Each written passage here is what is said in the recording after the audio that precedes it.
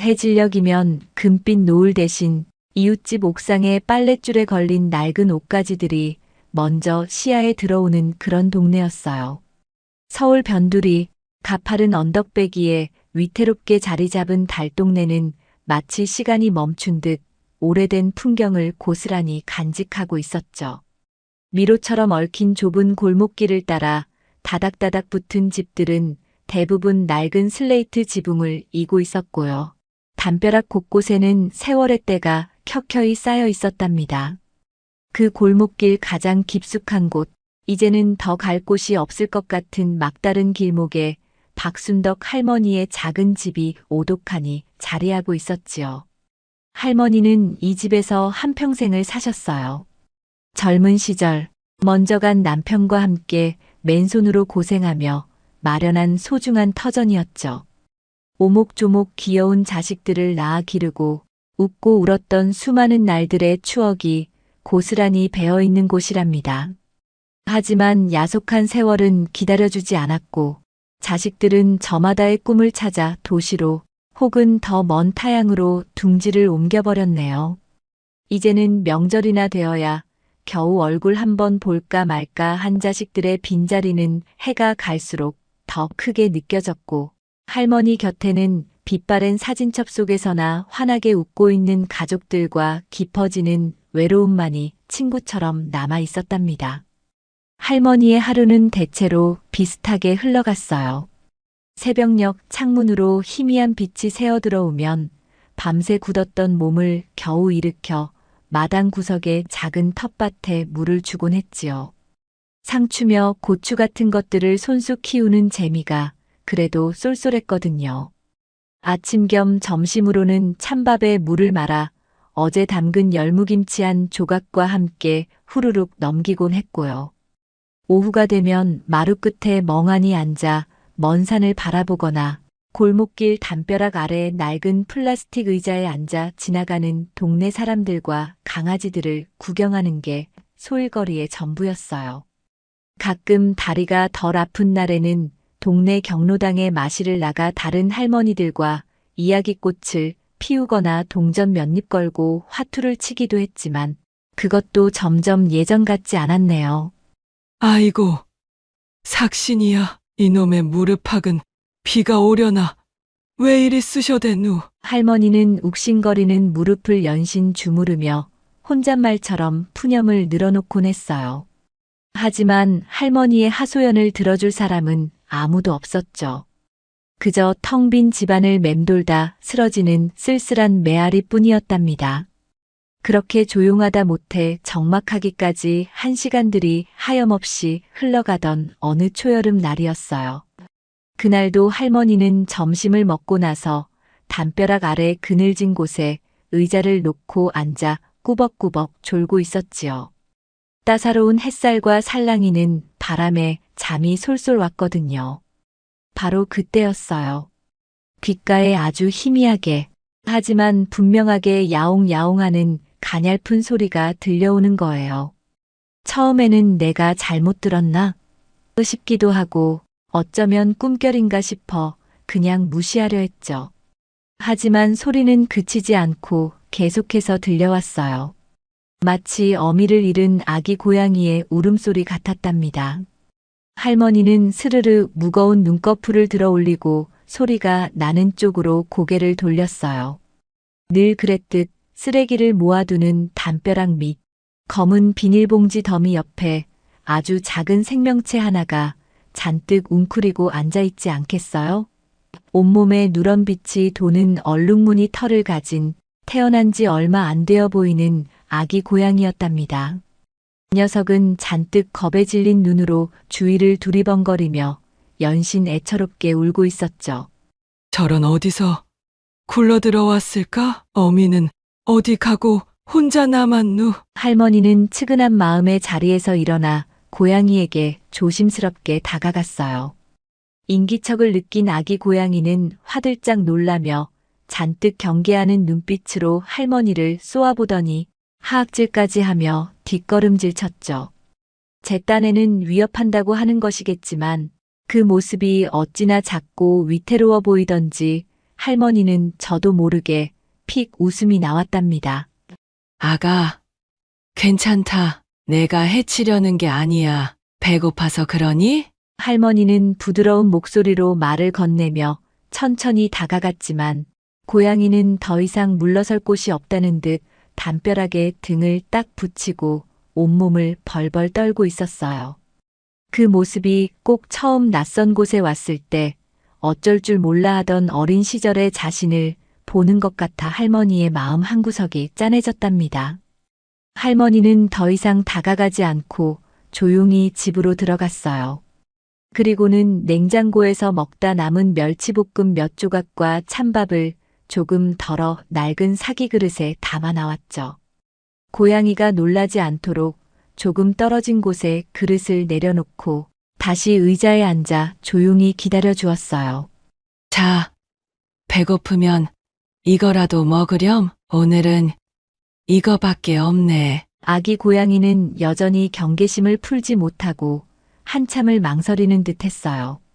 하지만 이내 솔솔 풍겨오는 멸치 냄새의 유혹을 이기지 못했는지 조심스럽게 다가와 허겁지겁 밥을 먹기 시작했죠.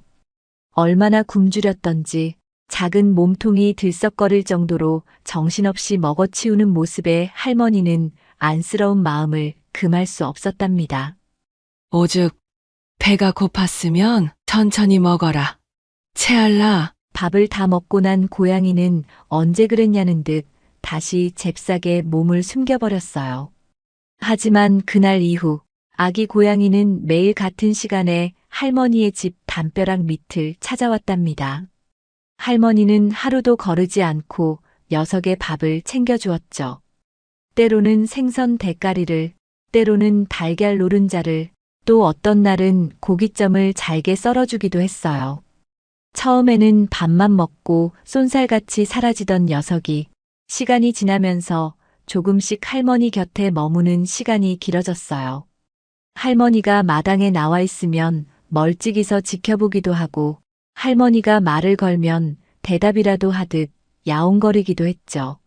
할머니는 그런 녀석에게 노랑이라는 이름을 붙여주었답니다.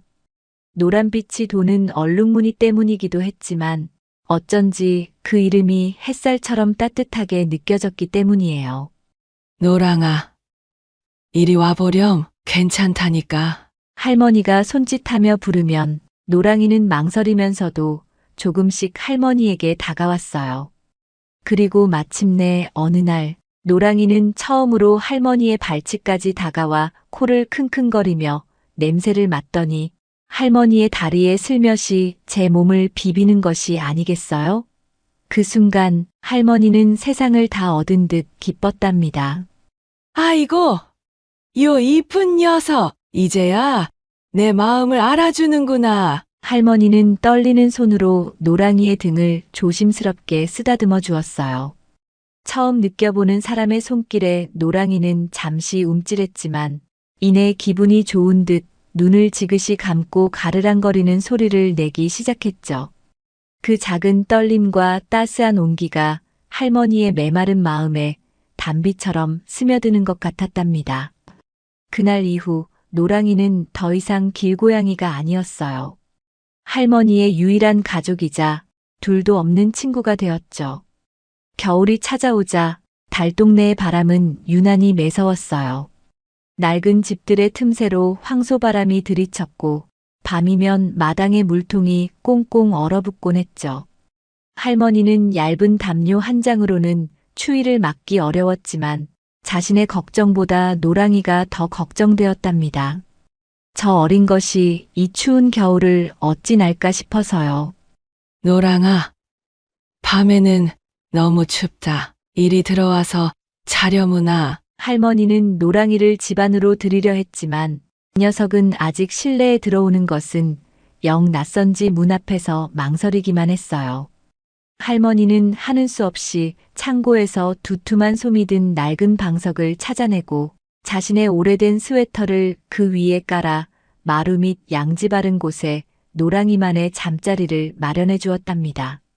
자, 여기라도 들어가서 자렴. 바람은 좀 막아줄 게다. 노랑이는 할머니의 마음을 알아차렸는지 킁킁 냄새를 맡아보더니 이내 폭신한 잠자리 속으로 파고들어 몸을 웅크렸어요.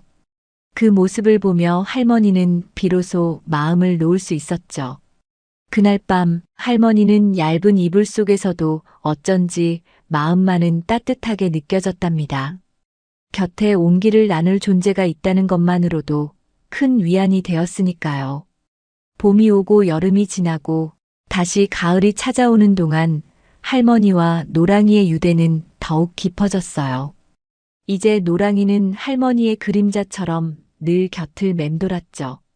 할머니가 텃밭에 나가 김을 매면 노랑이는 밭둑에 앉아 졸다가도 할머니가 허리를 펼 때면 어느새 다가와 다리에 머리를 비볐어요. 할머니가 시장에 다녀오는 날이면 골목 어귀까지 마중 나와 꼬리를 살랑이며 반겨주었고요.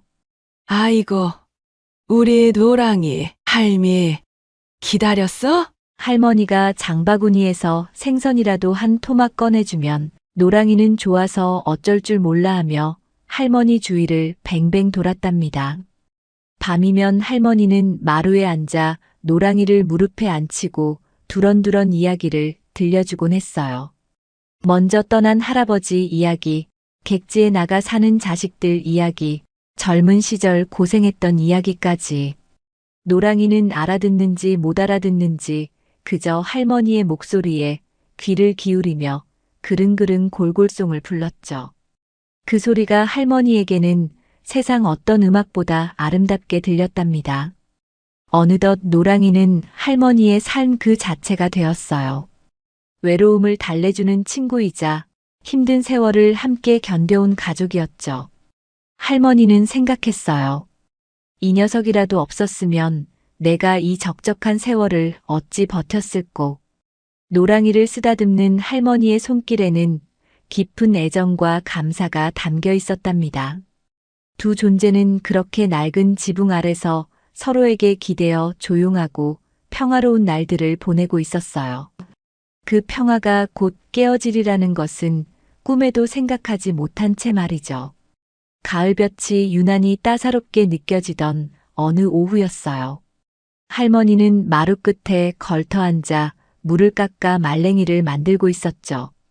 곁에는 노랑이가 식빵 자세로 앉아 꾸벅꾸벅 졸고 있었고요. 골목길 저편에서부터 낯선 구둣발 소리와 함께 웅성거리는 소리가 들려오기 시작했어요. 평소에는 조용하기만 한 골목길이라 할머니는 의아한 마음에 고개를 들었죠. 양복을 빼입은 남자 두어 명과 작업복 차림의 사람들이 수첩과 줄자를 들고 골목길을 서성이며 집들을 유심히 살펴보고 있었습니다. 그들은 할머니 집 앞에서도 한참 동안 무언가를 상의하더니 이내 대문 안으로 성큼 들어섰어요. 낯선 사람들의 등장에 노랑이는 화들짝 놀라 할머니 등 뒤로 잽싸게 몸을 숨겼죠. 어르신, 안녕하세요. 저희는 구청에서 나왔습니다. 정중하게 인사를 건넨 남자는 서류 한 뭉치를 꺼내 할머니에게 내밀었어요. 서류의 내용은 알아보기 힘든 글씨로 가득했지만 남자의 설명은 명료했습니다. 할머니가 사는 이 동네 전체가 재개발 구역으로 지정되었고 조만간 모든 집을 허물고 새로운 아파트 단지를 지을 예정이라는 거였죠. 주민들에게는 약간의 보상금과 함께 이주할 수 있는 임대 아파트 신청 자격이 주어진다고 했습니다. 할머니는 남자의 말을 제대로 알아들은 건지 아니면 너무 놀라 정신이 없었던 건지 한동안 아무 말도 못하고 멍하니 서 있기만 했어요. 평생을 살아온 집이 사라진다니, 하루아침에 정든 동네를 떠나야 한다니 마치 꿈을 꾸는 것처럼 현실감이 없었죠. 그럼 이 집은 어떻게 되는 겁니까? 네, 어르신. 안타깝지만 정해진 기간 안에 집을 비워주셔야 합니다. 보상 절차나 임대 아파트 관련해서는 저희가 다시 안내해 드릴 거고요. 남자들은 몇 가지를 더 설명하고는 다른 집으로 향했습니다. 그들이 떠나고 난 뒤에도 할머니는 한참 동안이나 그 자리에 못 박힌 듯 서 있었어요. 손에 들고 있던 무 조각이 힘없이 바닥으로 떨어졌죠. 등 뒤에 숨어 빼꼼히 고개를 내밀던 노랑이가 다가와 걱정스럽다는 듯 할머니 다리에 몸을 비볐지만 할머니는 노랑이를 쓰다듬어 줄 기운조차 없었답니다. 그날 이후 조용했던 달동네는 술렁이기 시작했어요. 갑작스러운 재개발 소식에 주민들은 불안감과 당혹감을 감추지 못했죠. 평생 살아온 터전을 떠나야 한다는 막막함, 턱없이 부족한 보상금에 대한 불만, 앞으로 어디서 어떻게 살아가야 할지에 대한 걱정들이 뒤섞여 동네 분위기는 뒤숭숭하기만 했어요. 할머니 역시 밤마다 잠을 이루지 못하고 뒤척였습니다. 낮에는 애써 태어난 척했지만 밤이 되면 온갖 상념들이 파도처럼 밀려와 할머니를 괴롭혔죠. 내가 이 나이에 어디 가서 산단 말인가. 그놈의 임대 아파트는 또 어떻게 생겨먹은 곳일꼬. 낯선 환경에 대한 두려움과 미래에 대한 불안감에 할머니의 시름은 날로 깊어갔어요. 그러던 중 할머니는 임대 아파트에 대해 알아보러 동사무소에 갔다가 더욱 절망적인 사실을 알게 되었습니다. 할머니가 배정받게 될 임대 아파트는 오래되고 좁은 복도식 아파트였는데 그곳은 규정상 반려동물을 키우는 것이 엄격히 금지되어 있다는 것이었어요. 그럼 고양이는 데리고 갈 수 없다는 말인가요? 떨리는 목소리로 묻는 할머니에게 담당 직원은 안타깝지만 어쩔 수 없다는 표정으로 고개를 저었죠. 네, 어르신, 죄송하지만 규정이라서요. 만약 몰래 키우시다 적발되면 퇴거 조치까지 당하실 수 있습니다. 할머니는 동사무소를 나서는 순간 다리에 힘이 풀려 그 자리에 주저앉을 뻔했어요. 노랑이를 데리고 갈 수 없다니 그건 생각조차 해본 적 없는 일이었죠. 노랑이는 이제 할머니에게 단순한 고양이가 아니었어요. 외로운 삶을 버티게 해주는 유일한 가족이었고 무엇과도 바꿀 수 없는 소중한 존재였으니까요. 그런데 그런 노랑이를 길 위에 다시 내버려 두어야 한다니 할머니는 눈앞이 캄캄해지는 것을 느꼈답니다. 집으로 돌아온 할머니는 마루에 앉아 자신을 반기는 노랑이를 부둥켜 안고 한참 동안 눈물을 흘렸어요. 우리 노랑이 어쩌면 좋으냐? 이 할미가 너를 두고 어디로 가란 말이냐? 노랑이는 할머니의 슬픔을 아는지 모르는지 그저 할머니의 눈물을 하차주며 품에 파고들 뿐이었죠. 할머니는 노랑이의 따뜻한 체온을 느끼며 더욱 서러워졌어요. 어떻게든 방법을 찾아야 했습니다. 노랑이를 포기할 수는 없었으니까요. 할머니는 백방으로 노랑이를 맡아줄 사람을 찾아 나섰어요. 가끔 마주치는 동네 사람들에게도 물어보고 멀리 사는 친척에게도 전화를 걸어보았죠. 하지만 선뜻 길고양이였던 노랑이를 맡겠다고 나서는 사람은 아무도 없었어요. 동물보호소에 보내는 것도 잠시 생각했지만 좁은 철창 안에 갇혀 지내야 할 노랑이를 생각하니 차마 그럴 수는 없었답니다. 시간은 야속하게 흘러갔고 이삿날은 점점 코앞으로 다가왔죠. 마을에는 하나둘씩 이삿짐 센터 트럭이 들어오기 시작했고 정든 이웃들이 눈물을 흘리며 동네를 떠나갔어요. 텅 빈 집들이 늘어갈수록 할머니의 마음은 더욱 초조하고 무거워져 갔습니다. 밤에는 혹시나 노랑이가 도망이라도 갈까봐 꼭 안고 잠이 들었고 낮에는 한시도 곁에서 떨어지지 않으려 했죠. 하지만 이별의 시간은 어김없이 다가오고 있었습니다. 마침내 할머니의 이삿날 아침이 밝았습니다. 밤새 한숨도 자지 못한 할머니는 퀭한 눈으로 마당에 섰어요. 이삿짐이라고 해봤자 옷가지 몇 개와 낡은 살림살이가 전부인 단출한 보따리 하나뿐이었죠. 할머니는 마지막으로 노랑이의 밥그릇에 녀석이 가장 좋아하는 참치 통조림을 따서 가득 부어주었어요. 고소한 냄새에 노랑이는 신이 나서 찹찹 소리를 내며 밥을 먹기 시작했죠. 할머니는 차마 그 모습을 오래 지켜볼 수가 없었어요. 금방이라도 눈물이 쏟아질 것 같았거든요. 할머니는 떨리는 손으로 노랑이의 등을 천천히 그리고 아주 오랫동안 쓰다듬어 주었습니다. 보드라운 털의 감촉, 가늘게 떨리는 작은 몸의 온기. 이 모든 것을 가슴 깊이 새기려는 듯이요.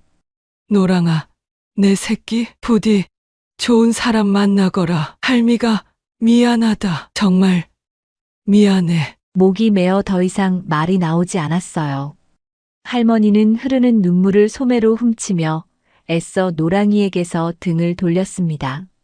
그리고는 뒤도 돌아보지 않고 굳게 닫힌 대문을 향해 무거운 발걸음을 옮겼죠. 낡은 대문이 열리고 할머니의 작은 등이 골목길로 사라질 때까지 노랑이는 밥 먹는 것을 멈추고 그 자리에 못 박힌 듯 서서 할머니의 뒷모습을 멍하니 바라보고 있었습니다. 그렁그렁 눈물이 맺힌 듯한 노랑이의 커다란 눈망울에는 세상에 홀로 남겨진 슬픔과 원망이 가득 담겨 있는 듯 했답니다. 할머니는 골목길 모퉁이를 돌아서며 터져나오는 울음을 삼키기 위해 입술을 깨물어야 했어요. 평생 살아온 집을 떠나는 슬픔보다 노랑이를 두고 떠나야 하는 죄책감과 미안함이 할머니의 가슴을 갈갈이 찢어놓는 것 같았죠. 시에서 마련해준 임대 아파트는 할머니가 살던 낡은 집과는 모든 것이 달랐어요. 엘리베이터를 타고 올라가야 하는 높은 층, 번호키를 눌러야 열리는 차가운 철문, 깨끗했지만 온기라고는 느껴지지 않는 네모 반듯한 실내까지 모든 것이 낯설고 불편하게만 느껴졌죠. 창밖으로는 예전 집처럼 마당이나 골목길 대신 똑같이 생긴 아파트 건물들과 삭막한 주차장 풍경만 보였답니다.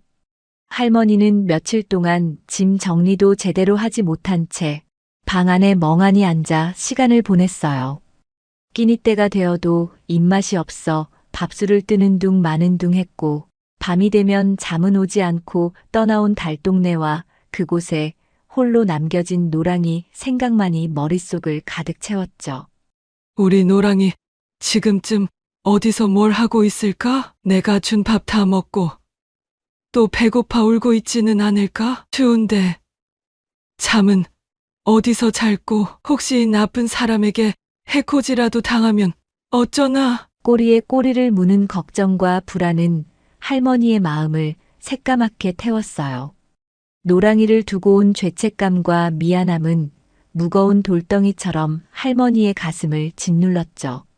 눈을 감으면 자신을 원망스럽게 바라보던 노랑이의 눈망울이 떠올라 견딜 수가 없었습니다. 할머니는 밤마다 이불을 뒤집어 쓰고 소리 죽여 흐느꼈어요. 자식들 다 떠나보내고 의지할 곳 없던 자신에게 유일한 위안이었던 노랑이 그 작은 생명 하나 지켜주지 못했다는 무력감과 자책감에 할머니는 점점 기력을 잃어갔답니다. 이웃이라고는 있었지만 복도를 오가며 마주쳐도 서로 눈인사조차 나누지 않는 삭막한 분위기였어요. 예전 달동네처럼 스스럼 없이 말을 걸거나 반찬을 나눠 먹는 풍경은 찾아볼 수 없었죠. 할머니는 더욱더 자신의 작은 방 안에 갇혀 지냈고 시간은 더디게만 흘러갔습니다. 그렇게 하루하루를 버텨내던 어느덧 한 달이라는 시간이 훌쩍 지나갔어요. 그날도 할머니는 창밖만 멍하니 바라보며 깊은 시름에 잠겨 있었어요. 이제 노랑이에 대한 희망마저 점점 희미해져 가고 있었죠. 어쩌면 벌써 잘못되었을지도 몰라. 아니면 좋은 주인을 만났거나. 애써 스스로를 위로해 보려 했지만 가슴 한구석이 시큰거리는 것은 어쩔 수가 없었답니다. 바로 그때였어요. 어디선가 아주 희미하게, 하지만 분명 익숙한 소리가 들려오는 것 같았죠. 고양이 울음소리였어요. 처음에는 잘못 들었겠지 하도 노랑이 생각을 해서 헛것이 들리는 게야 하고 애써 무시하려 했어요. 하지만 소리는 그치지 않고 계속해서 들려왔습니다. 그것도 그냥 고양이 소리가 아니었어요. 어딘가 애처롭고 다급하게 무언가를 찾는 듯한, 그리고 할머니의 귀에는 너무나도 익숙한 바로 그 목소리였죠. 할머니의 심장이 미친 듯이 뛰기 시작했어요. 온몸에 소름이 돋는 것 같았죠. 설마 아니겠지. 여기까지 어떻게? 머릿속으로는 불가능하다고 생각하면서도 마음 한구석에서는 작은 희망의 불씨가 타오르기 시작했습니다.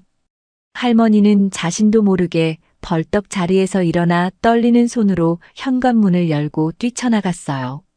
노랑아. 혹시 노랑이니?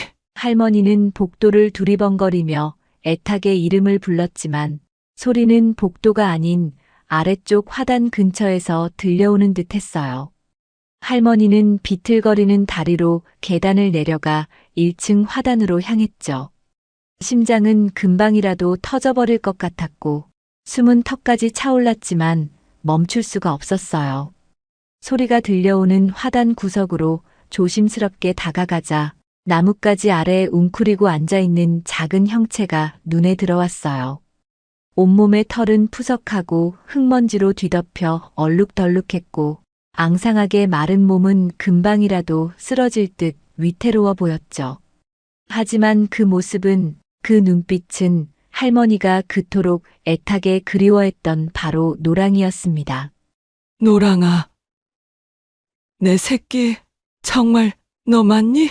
할머니가 떨리는 목소리로 다시 한번 이름을 부르자 웅크리고 있던 노랑이가 고개를 번쩍 들었어요. 그리고 할머니를 발견한 순간 그 작은 몸 어디에 그런 힘이 남아 있었는지 녀석은 스프링처럼 튀어올라 할머니를 향해 달려왔습니다. 마치 폭포수처럼 터져나오는 울음소리에는 그동안의 서름과 그리움, 그리고 마침내 주인을 만난 안도감이 뒤섞여 있었어요. 노랑이는 할머니의 다리에 매달려 떨어질 줄을 몰랐고 할머니는 그 자리에 주저앉아 노랑이를 부서져라 끌어안았습니다. 아이고. 내 강아지, 어떻게 여기까지 왔어? 어떻게 나를 찾아왔어? 할머니의 눈에서는 뜨거운 눈물이 쉴 새 없이 흘러내렸어요. 노랑이의 앙상한 등을 쓰다듬으며 할머니는 말을 잇지 못하고 그저 함께 울 뿐이었죠. 한 달이라는 시간 동안 이 작은 몸으로 얼마나 험한 길을 헤매며 여기까지 왔을까? 얼마나 배고프고 무서웠을까? 미안함과 고마움, 그리고 형언할 수 없는 감격에 할머니의 가슴은 터질 것만 같았답니다. 노랑이는 할머니의 품이 세상에서 가장 안전한 곳이라는 듯 좀처럼 떨어지려 하지 않았어요.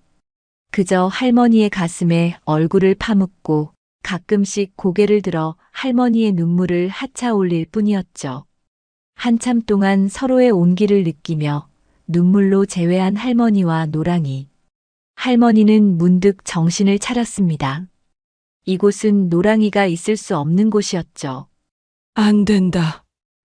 노랑아, 여기서 이러고 있으면 안 돼. 할머니는 주위를 두리번거리며 다른 사람들의 시선이 없는 것을 확인하고는 노랑이를 자신의 겉옷 속에 품듯이 안아 올렸어요.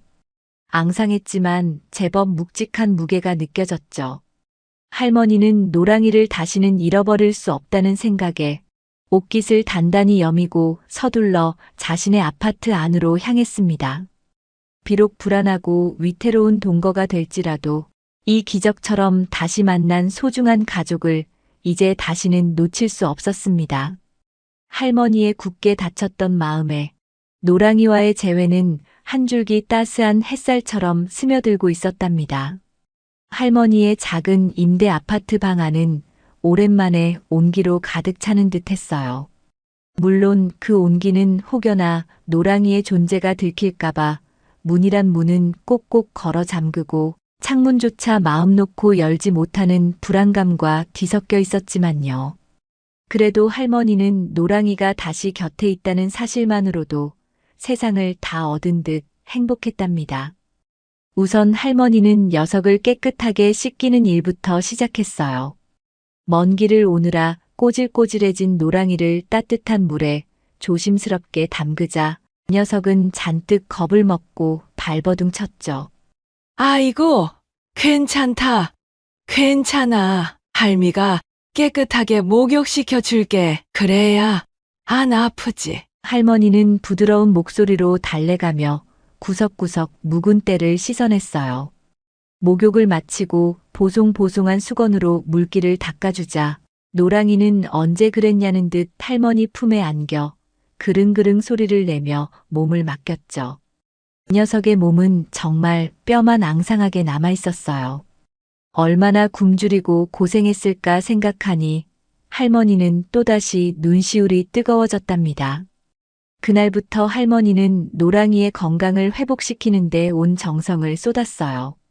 당신은 찬밥에 물 말아 먹을지언정 노랑이를 위해서는 없는 살림에도 불구하고 장날이면 생선 가게에 들러 싱싱한 고등어를 사오거나 정육점에서 자투리 고기를 얻어와 푹 삶아 먹였죠.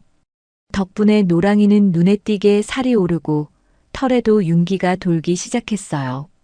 예전에 건강하고 예쁜 모습을 되찾아가는 노랑이를 보며 할머니는 비로소 안도의 한숨을 내쉴 수 있었답니다. 하지만 기쁨도 잠시, 할머니의 마음 한구석은 늘 불안감으로 가득 차 있었어요.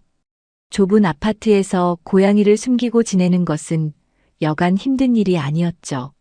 노랑이가 혹시라도 크게 울음소리를 낼까봐, 밤에 우다다 뛰어다닐까봐 할머니는 늘 노심초사했어요. 특히 복도를 오가는 발소리나 현관문 두드리는 소리라도 들리면 심장이 덜컥 내려앉곤 했죠. 노랑아, 조용히 해야 한다. 들키면 우리 큰일 나. 할머니는 노랑이에게 속삭이며 입단속을 시키곤 했지만 고양이가 사람 말을 알아들을 리 만무했죠. 한 번은 관리사무소 직원이 수도 검침 때문에 예고 없이 방문하는 바람에 할머니는 혼비백산했어요. 얼른 노랑이를 이불 속에 숨기고 아무렇지 않은 척 문을 열어주었지만 혹시라도 이불 속에서 노랑이가 움직이거나 소리를 낼까봐 심장이 터질 듯이 조마조마했답니다. 다행히 직원은 아무것도 눈치채지 못하고 돌아갔지만 할머니는 그날 밤 가슴을 쓸어내리며 뜬 눈으로 밤을 지새워야 했어요. 이런 불안한 생활 속에서도 할머니와 노랑이는 서로에게 의지하며 나름의 행복을 찾아갔어요. 할머니는 노랑이에게 말을 걸고 노랑이는 할머니 무릎에 앉아 골골송을 부르고 좁은 방 아니었지만 둘만 있으면 세상 어느 곳 부럽지 않았죠. 그러던 어느 주말 오후였어요. 할머니는 베란다 창문을 아주 조금만 열어놓고 노랑이와 함께 햇볕을 쬐고 있었죠. 노랑이가 창틀에 앞발을 올리고 바깥 구경을 하는 모습이 귀여워 할머니는 흐뭇하게 바라보고 있었어요. 그때 아래층에서 시끌벅적한 소리가 들려왔습니다. 이사를 오는 모양이었죠. 젊은 남녀의 목소리와 집 나르는 소리가 한동안 이어졌어요. 며칠 뒤 할머니는 복도에서 우연히 아래층으로 이사온 젊은 부부와 마주쳤습니다. 서글서글한 인상의 남편과 웃는 모습이 예쁜 아내였죠. 먼저 인사를 건네는 부부에게 할머니도 어색하게 목례를 했지만 그뿐이었어요. 더 이상 말을 섞거나 할 기회는 없었죠. 그런데 그날 저녁 뜻밖의 일이 벌어졌답니다. 아래층 부부가 떡을 담은 접시를 들고 할머니 집을 찾아온 거예요. 안녕하세요, 어르신. 아래층에 이사 온 김민준 박지혜라고 합니다. 이사 떡 좀 돌리러 왔어요. 아이고, 뭘 이런 걸 다. 그냥 오시지. 할머니는 당황하면서도 반가운 마음에 부부를 집 안으로 들였어요. 문제는 그때였죠. 낯선 사람의 등장에 놀란 노랑이가 숨어있던 방구석에서 뛰쳐나와 부부 앞에서 울음소리를 내버린 거예요. 순간 집안에는 정적이 흘렀고 할머니의 얼굴은 새하얗게 질려버렸죠. 아차, 이걸 어쩌나. 젊은 부부의 시선은 일제히 노랑이에게 향했어요. 할머니는 이제 모든 것이 끝났다고 생각했죠. 당장 관리사무소에 신고당하고 쫓겨날지도 모른다는 생각에 눈앞이 캄캄해졌습니다. 저기 그게. 할머니는 차마 변명할 말도 찾지 못하고 우물쭈물하고 있었어요. 그런데 뜻밖에도 젊은 부부의 얼굴에는 놀란 기색보다 호기심과 반가움이 어리는 듯 했어요. 특히 아내인 지혜 씨는 눈을 동그랗게 뜨고 노랑이에게서 시선을 떼지 못했죠. 어머, 어르신, 고양이 키우셨어요? 너무 예쁘다. 이름이 뭐예요? 지혜 씨는 조심스럽게 노랑이에게 다가가 앉으며 다정하게 말을 걸었어요. 남편 민준 씨 역시 당황한 할머니를 보며 온화한 미소를 지어 보였죠. 할머니는 어리둥절했지만 부부의 표정에서 악이나 비난의 기색은 전혀 느껴지지 않았답니다. 저 사실은 이 아파트는 동물을 키우면 안 된다고 해서 몰래. 할머니는 결국 용기를 내어 자초지종을 털어놓기 시작했어요. 재개발 때문에 어쩔 수 없이 이사 오게 된 사정, 홀로 남겨두고 온 노랑이가 기적처럼 자신을 찾아온 이야기, 그리고 들킬까봐 매일 가슴 졸이며 지내온 날들까지. 할머니의 이야기가 이어지는 동안 부부는 진지한 표정으로 귀를 기울여 주었죠. 모든 이야기를 들은 지혜 씨는 눈시울이 붉어진 채 할머니의 손을 꼭 잡았어요. 어르신 그동안 얼마나 마음고생이 심하셨어요. 노랑이가 어르신을 찾아온 것도 정말 대단하네요. 보통 인연이 아닌가 봐요. 민준 씨 역시 고개를 끄덕이며 말했죠. 어르신, 너무 걱정하지 마세요. 저희가 모른 척 해드릴게요. 아니, 오히려 저희가 도울 수 있는 일이 있다면 돕고 싶어요. 할머니는 부부의 따뜻한 말에 그만 참았던 눈물을 터뜨리고 말았어요. 낯선 곳에서 처음으로 느껴보는 이웃의 온정이 너무나도 고맙고 감격스러웠기 때문이죠. 신고는커녕 오히려 돕겠다고 말해주는 부부의 마음씨가 할머니에게는 또 다른 기적처럼 느껴졌답니다. 아이고, 고맙습니다. 정말 고맙습니다. 할머니는 연신 고맙다는 말만 되풀이했어요. 그날 이후 할머니의 작은 임대 아파트에는 이전과는 다른 종류의 활기가 돌기 시작했어요. 물론 여전히 노랑이의 존재는 아파트 내 다른 사람들에게는 비밀이었지만 이제 할머니는 더 이상 혼자가 아니었죠. 아래층에 사는 김민준 씨와 박지혜 씨, 그 마음씨 좋은 젊은 부부는 할머니와 노랑이에게 든든한 울타리가 되어주었답니다. 지혜 씨는 마치 친손녀처럼 할머니를 살뜰히 챙겼어요. 인터넷으로 노랑이가 먹을 좋은 사료와 맛있는 간식을 주문해서 가져다 주는 것은 물론이고 고양이 모래나 장난감 같은 용품들도 알아서 챙겨주었죠. 처음에는 이런 호의가 미안하고 부담스러웠던 할머니도 어르신, 저희도 노랑이 보는 재미가 쏠쏠해요. 부담 갖지 마세요. 라며 밝게 웃는 지혜 씨의 모습에 어느새 마음을 열고 고마움을 받아들이게 되었답니다. 민준 씨 역시 듬직한 아들 같았어요. 주말이면 공구를 들고 올라와 낡은 방충망을 튼튼한 것으로 갈아주거나 노랑이가 창밖을 구경하다 혹시 떨어질까봐 안전 방묘창을 뚝딱 설치해주기도 했죠. 아이고, 총각이랑 새댁 덕분에 내가 이 나이에 호강을 하네 그려. 할머니는 연신 고마움을 표했고 부부는 그럴 때마다 별 말씀을요. 어르신, 저희가 좋아서 하는 건데요. 라며 손사래를 쳤어요. 노랑이 역시 신기하게도 부부의 진심을 아는지 처음에는 경계했지만 금세 마음을 열고 따르기 시작했답니다.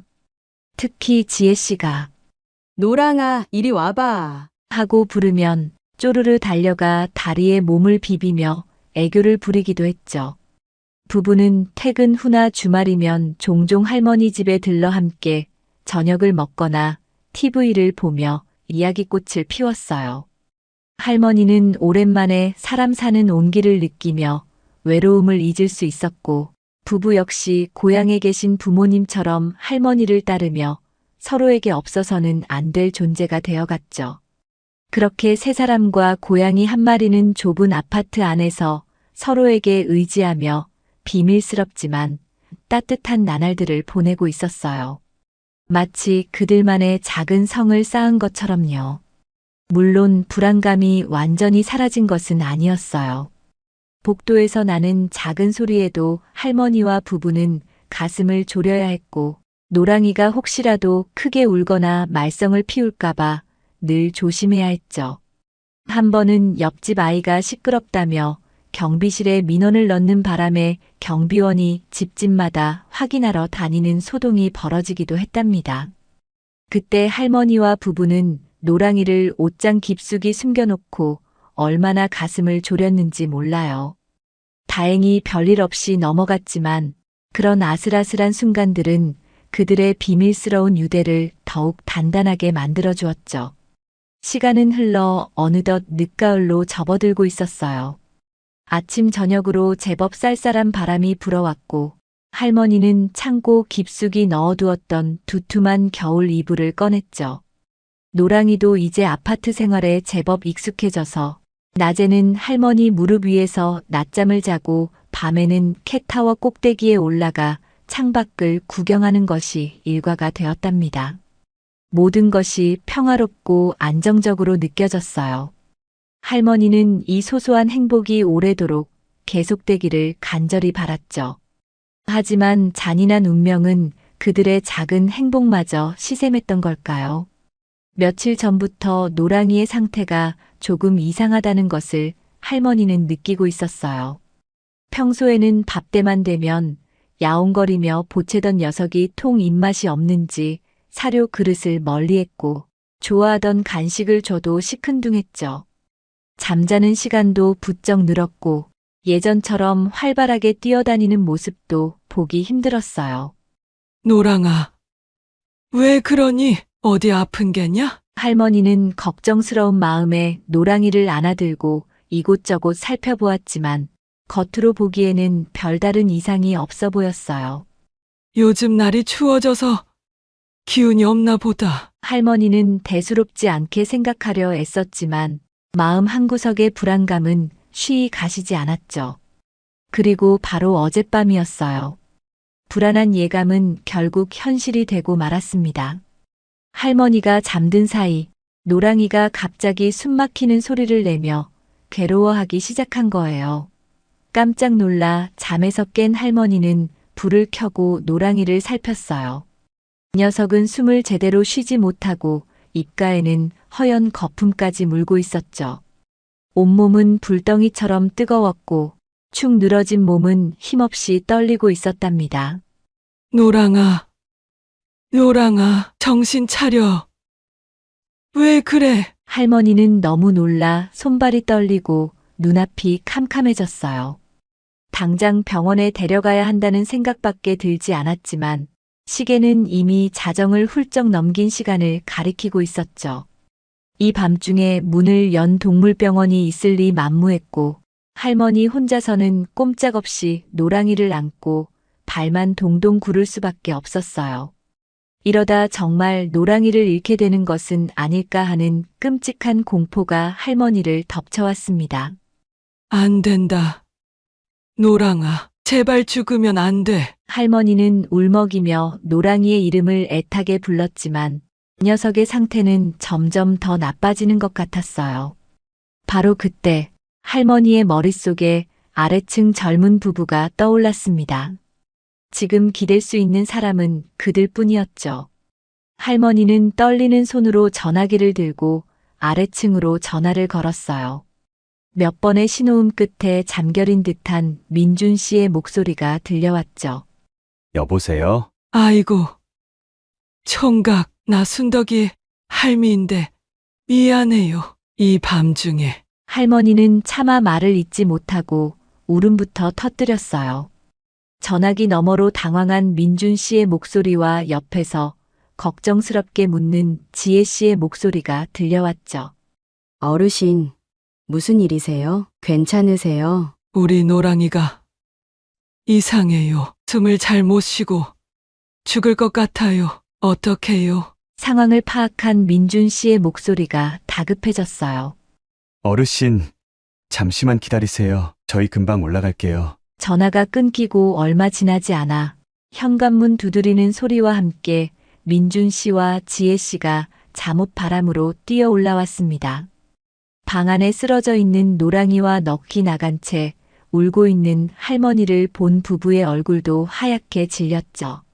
어르신, 정신 차리세요. 일단 빨리 병원으로 가야 해요. 지혜 씨는 할머니를 진정시키는 동안 민준 씨는 재빨리 스마트폰으로 24시간 응급동물병원을 검색하기 시작했어요.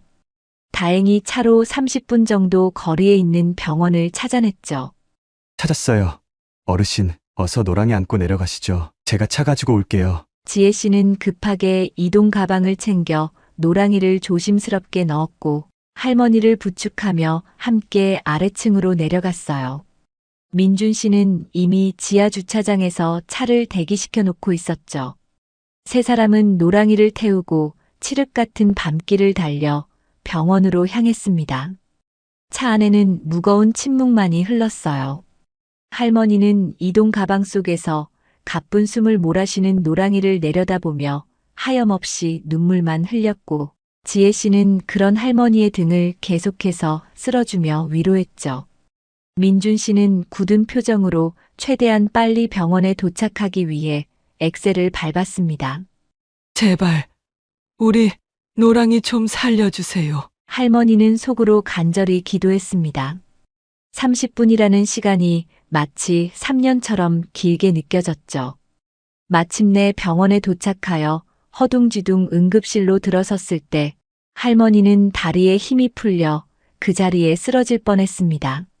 하얀 가운을 입은 수의사와 간호사들이 분주하게 움직이며 노랑이를 받아 처치실로 데려갔고 할머니와 부부는 초조하게 복도 의자에 앉아 기다릴 수밖에 없었죠. 매 순간이 피를 말리는 듯한 시간이었습니다. 동물병원 대기실의 공기는 차갑고 무거웠어요. 소독약 냄새가 코를 찔렀고 어디선가 들려오는 다른 동물들의 희미한 울음소리는 할머니의 불안감을 더욱 증폭시켰죠. 벽에 걸린 시계의 초침 소리가 유난히 크게 들리는 것 같았어요. 똑딱똑딱. 마치 할머니의 타들어가는 속을 재촉하는 듯 했답니다. 할머니는 차가운 플라스틱 의자에 앉아 두 손을 모으고 간절히 기도했어요. 하느님, 부처님, 제발 우리 노랑이 좀 살려주세요. 저 아이 없으면 저는 못 살아요. 옆에 앉은 지혜 씨는 말없이 할머니의 어깨를 감싸 안아주었고 민준 씨는 초조한 듯 복도를 서성이며 연신 마른 세수를 했죠. 그들 역시 할머니만큼이나 노랑이가 무사하기를 간절히 바라고 있었답니다. 얼마나 시간이 흘렀을까요? 마침내 처치실 문이 열리고 하얀 가운을 입은 수의사가 피곤한 기색으로 걸어 나왔어요. 할머니와 부부는 벌떡 자리에서 일어나 수의사에게 다가갔죠. 선생님, 우리 노랑이는 괜찮은 건가요? 할머니가 떨리는 목소리로 물었어요. 수의사는 안타까운 표정으로 천천히 입을 열었습니다. 어르신, 진정하시고 들으세요. 검사 결과 고양이는 급성 폐렴 증상이 심각합니다. 폐에 물이 많이 찼고 고열과 탈수 증상도 심해서 매우 위독한 상태입니다. 폐렴이요? 네, 아마 면역력이 약해진 상태에서 바이러스에 감염된 것 같습니다. 당장 입원해서 산소 치료와 항생제 투여, 수액 처치 등 집중 치료를 받아야 합니다. 솔직히 말씀드리면 예후가 좋다고 장담하기는 어려운 상황입니다. 앞으로 며칠이 고비가 될 것 같습니다. 수의사의 말은 할머니에게 사형 선고나 다름없었어요. 폐렴이라니, 그것도 위독하다니. 할머니는 다리에 힘이 풀려 휘청거렸고 지혜 씨가 옆에서 얼른 부축해 주었죠. 눈앞이 캄캄해지며 아무 생각도 나지 않았어요. 그저 우리 노랑이가 죽을지도 모른다는 공포만이 온몸을 휘감았답니다. 치료하면 살 수는 있는 건가요? 민준 씨가 침착하게 물었어요. 수의사는 조심스럽게 대답했죠. 최선을 다해봐야 알겠지만 가능성이 없는 것은 아닙니다. 다만 치료 과정이 힘들고 비용도 만만치 않을 겁니다. 집중 치료를 위해서는 최소 일주일 이상 입원이 필요하고 각종 검사와 치료 비용까지 합하면 수의사가 잠시 말을 흐리며 예상 치료비가 적힌 종이를 내밀었어요. 얼핏 보기에도 할머니가 평생 만져본 적도 없는 큰 금액이었죠. 할머니는 그 숫자를 보는 순간 마지막 남은 희망마저 산산조각 나는 것을 느꼈어요. 가뜩이나 나라에서 주는 보조금으로 겨우 생활하는 형편인데 저런 큰 돈을 어떻게 감당한단 말인가. 노랑이를 살리고 싶은 마음은 굴뚝 같았지만 현실의 벽은 너무나도 높고 차갑게 느껴졌습니다. 나는 돈이 없어요. 저런 큰 돈은 할머니의 목소리가 절망감에 잠겨 떨려 나왔어요. 어쩌면 노랑이를 이대로 편안하게 보내주는 것이 녀석을 위한 길일지도 모른다는 너무나도 비참하고 슬픈 생각마저 들었죠. 할머니는 고개를 떨구고 뜨거운 눈물을 뚝뚝 흘렸습니다. 자신의 무력함과 가난이 원망스러웠어요. 바로 그때였어요. 민준 씨가 할머니 앞으로 나서며 단호한 목소리로 수의사에게 말했습니다. 선생님, 치료해 주세요. 비용은 저희가 책임지겠습니다. 할 수 있는 모든 치료를 다 해주세요. 네. 정말 괜찮으시겠어요? 수의사도 조금 놀란 듯 되물었죠. 옆에 있던 지혜 씨 역시 민준 씨의 팔을 잡으며 그의 뜻을 지지한다는 듯 고개를 끄덕였어요. 네, 선생님. 노랑이는 저희에게도 가족이나 마찬가지예요. 돈 때문에 치료를 포기할 수는 없습니다. 제발 노랑이 좀 살려주세요. 할머니는 깜짝 놀라 고개를 들고 부부를 바라보았어요. 아니, 총각 세대 어떻게 그런 큰 돈을 나 때문에 괜히 어르신, 민준 씨가 할머니의 말을 자르며 힘주어 말했어요. 그의 눈빛은 진지하고 확고했죠.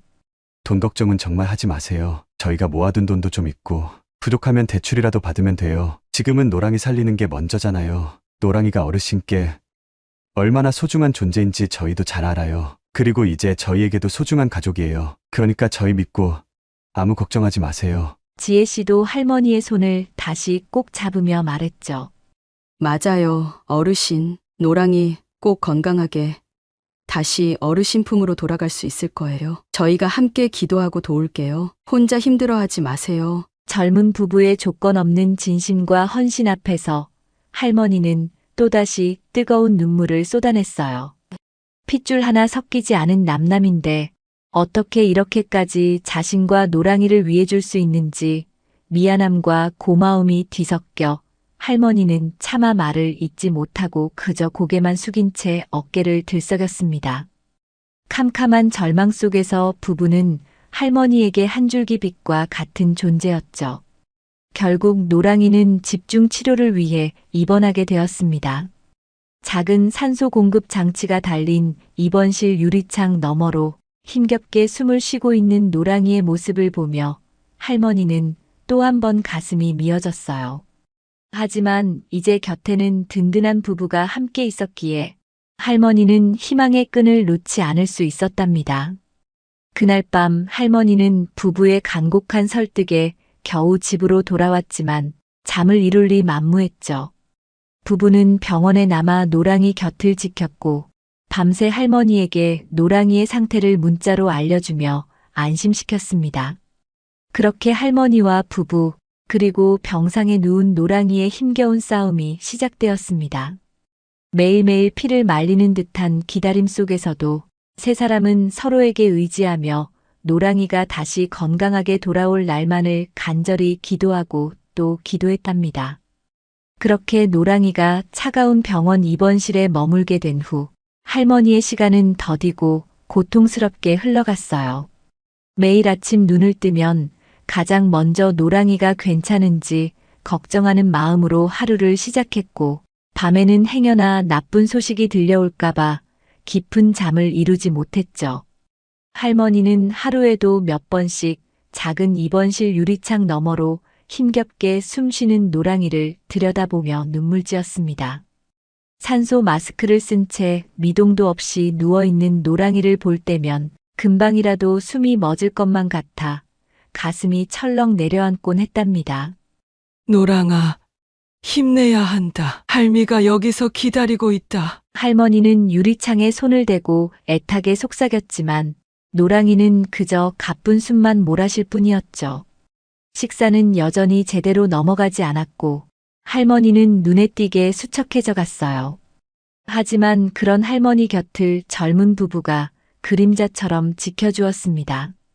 민준 씨와 지혜 씨는 교대로 시간을 내어 매일 할머니를 병원에 모시고 왔어요. 운전이 어려운 할머니를 위해 기꺼이 시간을 내주었고 할머니가 노랑이를 만나는 동안에는 옆에서 조용히 기다려 주었죠. 수의사와의 면담이 있을 때면 할머니가 이해하기 어려운 의학 용어들을 쉽게 풀어서 설명해 주었고 노랑이의 상태에 대해 꼼꼼하게 질문하며 경과를 확인해 주었습니다. 어르신, 오늘은 노랑이 열이 조금 내렸대요. 아주 조금이지만 좋은 신호라고 하네요. 어르신, 식사는 하셨어요? 저희 오는 길에 김밥 사왔는데 같이 드세요. 부부는 지치고 힘든 기색 없이 늘 할머니를 먼저 챙기고 위로했어요. 때로는 지혜 씨가 집에서 끓여온 따뜻한 죽을 건네기도 하고 민준 씨는 할머니가 잠시라도 눈을 붙일 수 있도록 병원 근처 카페에서 쉬게 해주기도 했죠. 그들의 변함없는 지지와 따뜻한 마음 덕분에 할머니는 절망 속에서도 겨우 희망의 끈을 놓지 않을 수 있었답니다. 특히 지혜 씨는 밤마다 인터넷으로 고양이 폐렴에 대해 공부하며 회복 사례들을 찾아 할머니에게 들려주었어요. 어르신, 이거 보세요. 노랑이처럼 심각했던 고양이도 꾸준히 치료받고 건강해졌대요. 우리 노랑이도 꼭 이겨낼 수 있을 거예요. 그런 이야기들이 할머니에게는 한 줄기 빛과 같은 위안이 되었죠. 부부 역시 매일 노랑이의 소식에 함께 가슴 졸이고 작은 변화 하나하나에 함께 기뻐하고 슬퍼하며 어느새 노랑이를 자신들의 일처럼 여기고 있었어요. 그렇게 피를 말리는 듯한 시간이 사나흘쯤 흘렀을까요? 그날도 할머니는 부부와 함께 병원을 찾았어요. 여느 때처럼 초조한 마음으로 수의사를 기다리고 있는데 평소보다 조금 밝은 표정의 수의사가 다가와 말했습니다. 어르신, 좋은 소식이 있습니다. 오늘 아침부터 노랑이 상태가 눈에 띄게 좋아지기 시작했어요. 폐에 찼던 물도 많이 빠졌고 염증 수치도 내려갔습니다. 아직 안심할 단계는 아니지만 확실히 고비는 넘긴 것 같습니다. 네. 정말이요. 선생님? 할머니는 자신의 귀를 의심하며 되물었어요. 옆에 있던 부부의 얼굴에도 놀라움과 기쁨이 교차했죠. 네, 이대로만 잘 버텨주면 회복을 기대해 볼 수 있을 것 같습니다. 어르신과 보호자분들의 정성이 하늘에 닿았나 봅니다. 그 말을 듣는 순간 할머니는 그 자리에 주저앉아 엉엉 울음을 터뜨렸어요. 이번에는 슬픔이나 절망의 눈물이 아니었죠. 안도와 감사, 그리고 기쁨이 뒤섞인 뜨거운 눈물이었습니다. 지혜 씨도 함께 눈물을 글썽이며 할머니의 등을 토닥였고 민준 씨 역시 안도의 한숨을 내쉬며 눈시울을 붉혔습니다. 그날 오후 할머니는 입원실에서 놀라운 광경을 목격했어요. 지혜 씨가 조심스럽게 떠먹여주는 처방식 사료를 노랑이가 아주 조금이지만 스스로 하차먹기 시작한 거예요. 비록 몇 입 먹지 못하고 다시 지쳐 잠들었지만 그것은 분명 살아나고 있다는 희망의 증거였죠. 할머니는 그 작은 움직임 하나에 온 세상을 다 얻은 듯 기뻤답니다. 그날을 기점으로 노랑이는 눈에 띄게 회복하기 시작했어요. 산소 마스크를 벗게 되었고 스스로 물도 마시고 사료도 조금씩 먹기 시작했죠. 할머니가 이름을 부르면 힘겹지만 고개를 돌려 바라보기도 하고 약하게나마 그르렁거리는 소리를 내기도 했어요. 일주일이 넘는 입원 기간 동안 할머니와 부부는 매일같이 병원을 찾아 노랑이의 회복 과정을 지켜보며 함께 웃고 울었습니다. 그리고 마침내 열흘 만에 노랑이는 퇴원 허락을 받게 되었어요. 아직은 조심해야 하고 꾸준히 약을 먹여야 하지만 이제 집에서 통원 치료를 해도 될 만큼 안정되었다는 수의사의 말에 할머니와 부부는 서로 부둥켜 안고 기뻐했죠. 퇴원 수속을 밟는 날, 민준 씨는 할머니가 걱정할까봐 애써 아무렇지 않은 척하며 만만치 않은 병원비를 수납했습니다. 할머니는 그 모습을 보며 또 한 번 미안함과 고마움에 가슴이 먹먹해졌죠. 총각, 세대, 이 은혜를 내가 어찌 다 갚을꼬? 어르신, 그런 말씀 마세요. 노랑이가 건강해진 것만으로도 저희는 충분해요. 이제 집에 가서 푹 쉬게 해드리는 게 중요하죠. 지혜 씨는 할머니의 손을 잡으며 따뜻하게 말했어요.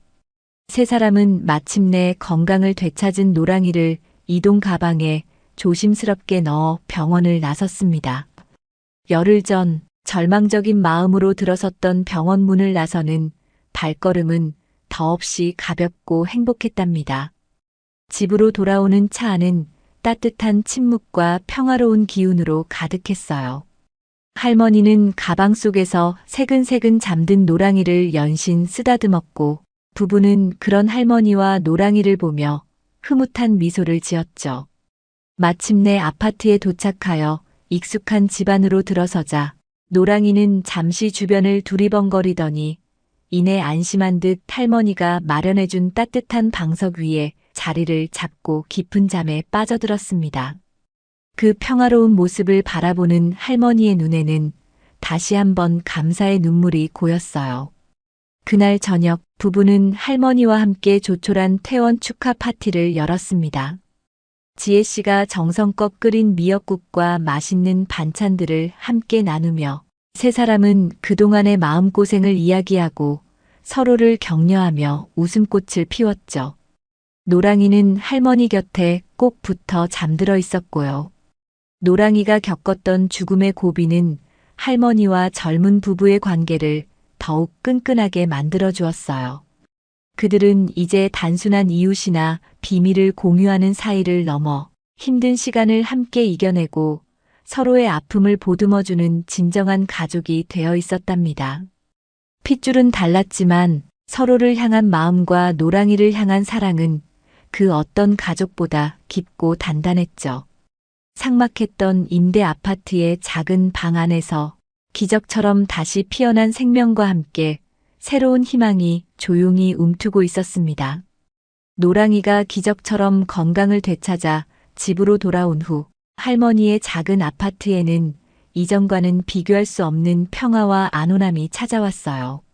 물론 노랑이의 존재를 숨겨야 하는 조심스러움은 여전했지만 죽음의 문턱까지 갔던 아이가 다시 곁에 있다는 기쁨과 안도감은 그 어떤 불안감보다 훨씬 컸답니다.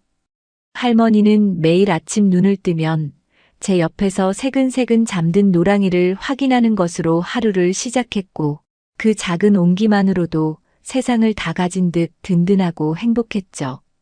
퇴원 후에도 한동안 노랑이는 약을 먹고 특별식을 먹어야 했어요.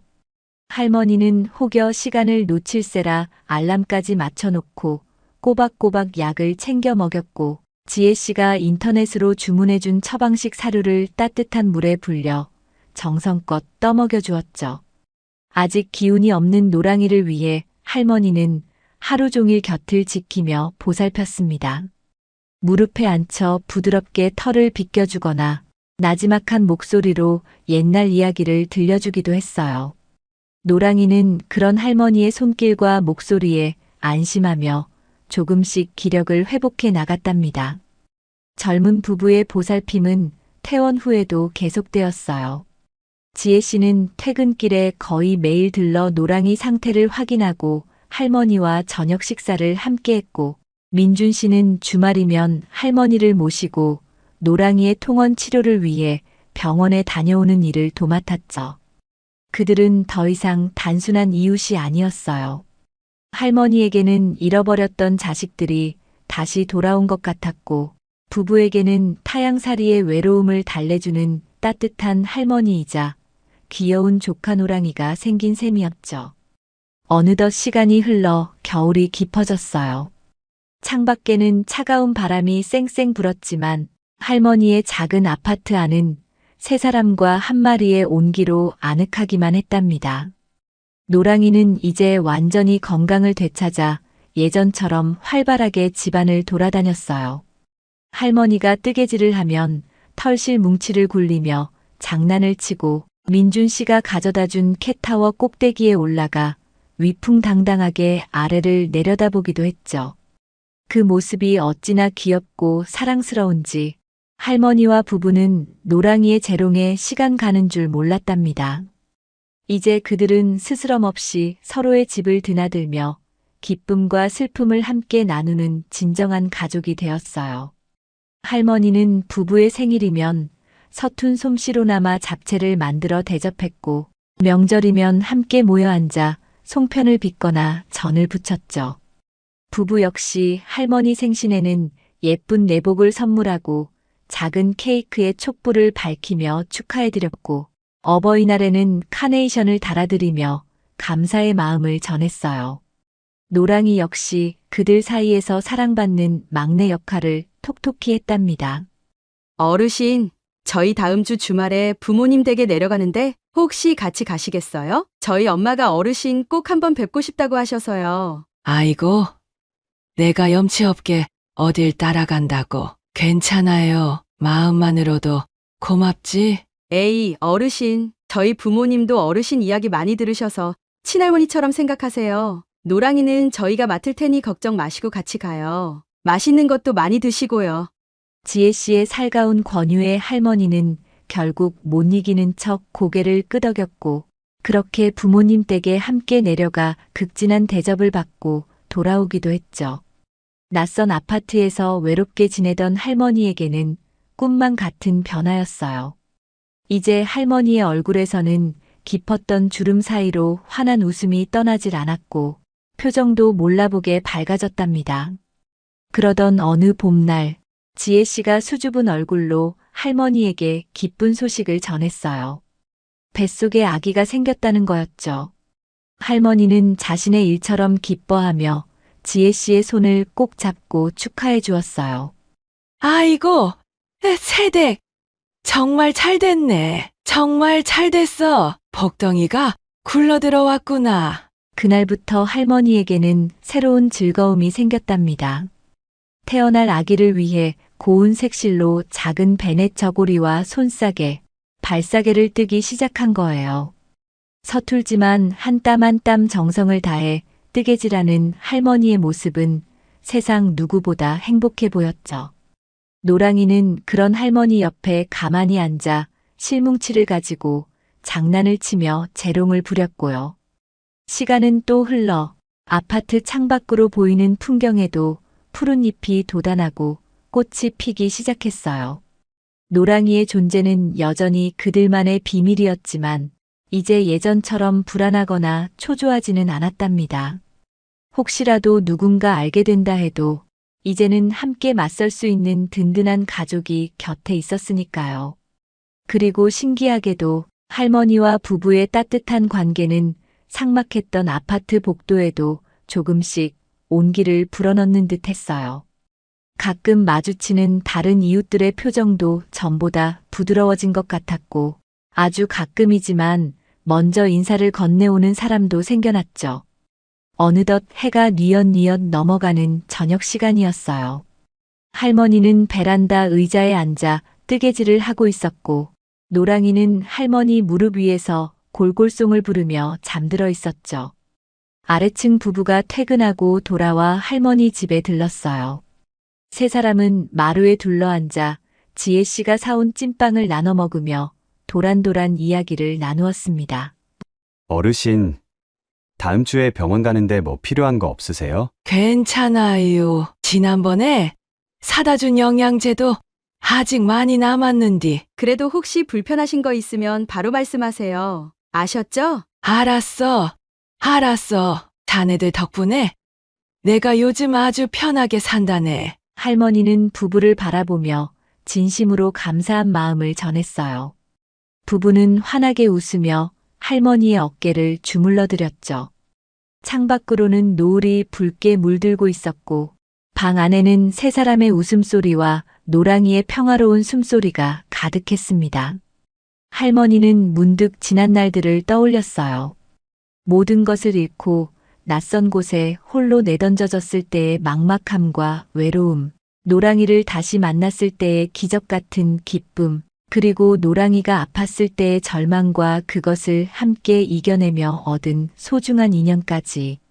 참으로 많은 일들이 있었지만 그 모든 시간들이 있었기에 지금의 이 평온한 행복을 더욱 깊이 느낄 수 있는 것이겠죠. 낡은 슬레이트 지붕 아래서 시작된 외로운 할머니와 길고양이의 인연은 이제 차가운 아파트 벽 안에서 젊은 부부와의 따뜻한 사랑으로 이어져 아름다운 가족의 모습을 만들어가고 있었습니다. 핏줄로 맺어진 가족은 아니었지만 서로를 아끼고 보듬는 마음은 그 어떤 가족보다 깊고 단단했죠. 할머니는 품 안에 잠든 노랑이를 가만히 쓰다듬으며 생각했어요. 그래. 인생이란 알 수 없는 것이구나. 모든 것을 잃었다고 생각했을 때 어쩌면 나는 가장 소중한 것들을 얻었는지도 모르겠다. 잿더미 속에서 피어난 작은 희망처럼 할머니의 남은 삶은 이제 더 이상 외롭거나 불안하지 않았습니다. 곁에는 세상 무엇과도 바꿀 수 없는 사랑하는 가족, 노랑이와 젊은 부부가 함께 있었으니까요. 그들과 함께라면 앞으로 어떤 어려움이 닥쳐도 씩씩하게 헤쳐나갈 수 있을 거라고 할머니는 굳게 믿고 있습니다.